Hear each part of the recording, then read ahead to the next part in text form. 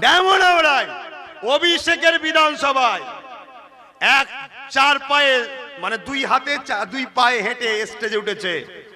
আমি অনেক দিন ধরে গাড়ি খুঁজছি, দেয়নি আমাকে, আর প্রতিবন্ধী নয় নাকি আমি বলছে। আমি তাকেও কথা দিয়েছি নেক্সট বারে যখন ওই দিকে আসবো তোমার জন্য আমি গাড়ি আনবো।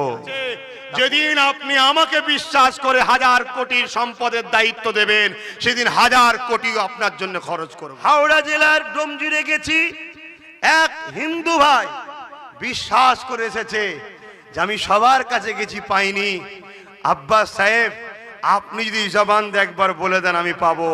এটা বিশ্বাস মুসলমান জমানে পাকা। এই আমফানে গিয়েছিলাম হিঙ্গলগঞ্জে, অত বিপদ হয়েছে আমি জানতাম না।